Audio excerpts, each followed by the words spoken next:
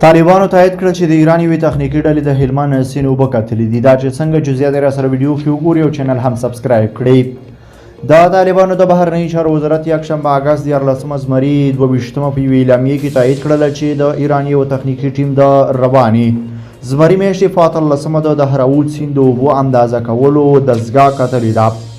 د وزارت په اعلامیه کې ویل شوي دي چې د ایراني پلاوي د سفر هدف د ابهامونو لرې کول و تر څو هغوی وکړی شي د هلمند پر سیند د هراود د اوبو اندازه کولو دستګاه کې د اوبو جریان وګوري او اندازه یې کړي. افغانستان ته د ایران د پلاوي داسې مهال سفر کوي چې ایران ته ټینګار کړی دی. د دواړو هیوادونو ترمنځ د 1451 هجري لمریز کال معاهده تطبیق شي چې د هلمند په سیند کې د ایران د حقابې په هکله ده. د طالبانو د حکومت په اعلامیه کې ویل شوي دي چې فودي معاهده کې افغانستان په خپلې ژمنې ولاړ دی.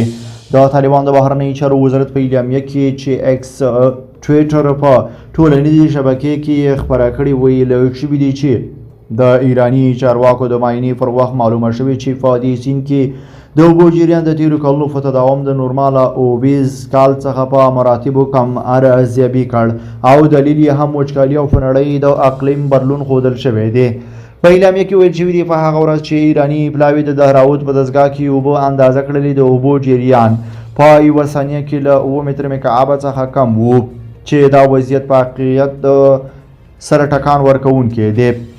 په اعلامیه کې ویل شوي دي چې د ایراني پلاوي په ارزیابۍ کې معلومه شوه چې د هلمند سیند خورا کم د اوبو جریان لري او معاون سیندونه یې له ارغنداب، موسی قلعه، ارغستان او ترنګ په بشپړه توګه وچ دي او یوازې د سیلابونو پر مهال پکې اوبه بهیږي. سره له دې چې ایران تر دې وړاندې شکایت درلود چې د اوبو سره د شوې معاهدې له کبله هغومره اوبه چې باید د هېواد د هلمند د سیند څخه ورشي نه ورځي. خو د طالبانو د بهرنیو چارو وزارت په اعلامیه کې ویل شوي دي چې د ایران د حقابې نه تامینېدلو کې هیڅ ډول انساني عمل او اراده داخله نه ده بلکې مجربه حالات د دې سبب شوي دي. په دې اعلامیه کې د طالبانو حکومت ټینګار کړی چې باران او ورېدو او د مناسبو شرایطو برابرېدو په صورت کې به د افغانستان د نیمروز ولایت او د ایران اسلامي جمهوریت د سیستان د خلکو حقابه تامین کړي. د طالبانو د اعلامیې څخه وړاندې د افغانستان په چارو کې د ایران د جمهور رئیس ځانګړي استازي په کابل کې دغه هیواد سفیر حسن کاظمي قمی ویلي وو چې یوه ایراني تخنیکي پلاوي د هلمند د سیند د اوبو سرچینې کتلې دي.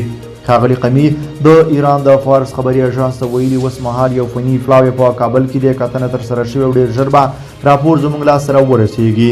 د افغانستان په چارو کې د ایران جمهور رئیس ځانګړي استازي د وینا پر اساس دا لومړی ځل دی چې ایراني متخصصین د اروزګان ولایت د هراود په سیمه کې د هلمند د سیند د اوبو د سنجولو مرکز ګوري.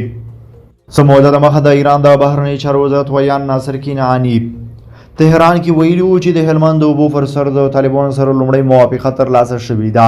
ښاغلي کنعاني د جولای 21 زمري نه هم خبریالانو ته ویلي وو په مختلفو کچو باندې خبرې ترسره شوې دي او په دې وروستیو کې مو د افغانستان د مقاماتو سره جدي خبرې لرلې. همدارنګه موافقه هم شته دی. هیله لرو د افغانستان چارواکي په مسؤلانه ډول عمل وکړي. د ایران حکومت هم په پرله پسې ډول ویلي چې هیواد یې د هلمند د سیند د اوبو د ویش په اړه د افغانستان سره د 1451 کال تړون ته ژمن دي.